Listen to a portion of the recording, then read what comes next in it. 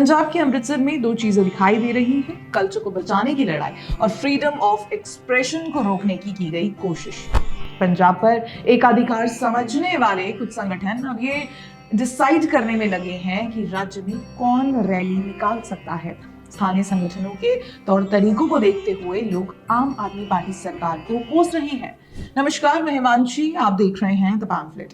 दोस्तों, पंजाब के अमृतसर में एलजीबीटीक्यू समुदाय द्वारा 27 अप्रैल को आयोजित किए जाने वाले प्राइड परेड को सिख संगठन के विरोध के बाद रद्द कर दिया गया है। प्राइड परेड को ऑर्गेनाइज करने वाले रिधम चड्डा और रमित सेठ ने ये जानकारी दी है कि वो किसी पॉलिटिकल ग्रुप और रिलीजियस सेंटिमेंट्स को हर्ट नहीं करना चाहते। ये परेड मात्र ट्रांसजेंडर कम्युनिटी की हेल्प के लिए है।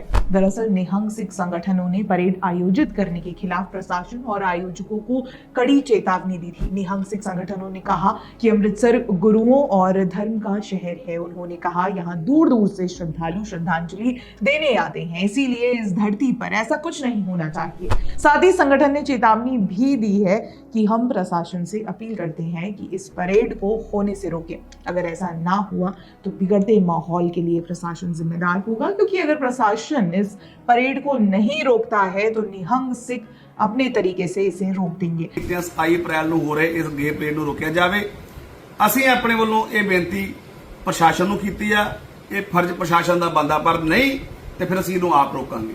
निहंग सिख संगठन सार्वजनिक रूप से प्रशासन को चैलेंज कर रहे हैं और प्रशासन का रिस्पॉन्स है नील बट्टे सन्नाटा। दोस्तों, हमें तो यहाँ दो चीजें दिखाई दे रही हैं। पहला, सिख संगठन अपने धर्म की रक्षा के लिए परेड को नहीं होने देना चाहते, पर बात ये है कि अमृतसर में ये परेड पहली बार नहीं होने वाली थी। 2019 से लगातार शहर में प्राइड परेड हो रही थी, जिससे ना तो अब तक किसी संगठन को समस्या थी, ना ही किसी के कल्चर को नुकसान पहुंचा था। साथ ही साल में एक बार होने वाली एलजीबीटीक्यू समुदाय की परेड में सिख संगठनों को समस्या है और इसे रोकने के लिए उन्होंने सरकार को चैलेंज तक कर दिया है। पर दूसरी तरफ पंजाब में बढ़ते ड्रग्स और नशे पर तो उनका कोई ध्यान नजर ही नहीं आता। नशे और ड्रग्स से सिख संगठनों को धर्म का खतरा नहीं है, तो राज्य में बढ़ते ईसाई मिशनरियों का क्या?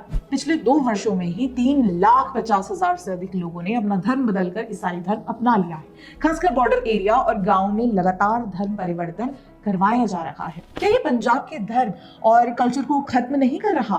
क्या सिख संगठनों को इसके लिए सरकार पर दबाव नहीं डालना चाहिए?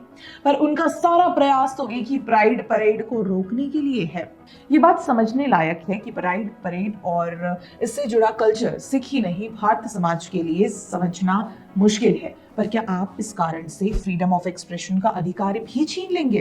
वैसे प्राइड परेड और इससे जुड़े कल्चर को रोकने के लिए हमेशा एलजीबीटीक्यू कम्युनिटी ने हिंदू समाज को टारगेट किया है। इनके परेड्स में अक्सर हिंदुओं को पेट्रियार्कल एंड डॉगमैटिक बताते हुए दर्शाया गया है। पर एलजीबीटीक्यू कम्युनिटी ये समझने को तैयार नहीं है कि ये समस्या किसी धर्म द्वारा अपनाने की नहीं, बल्कि समाज की है।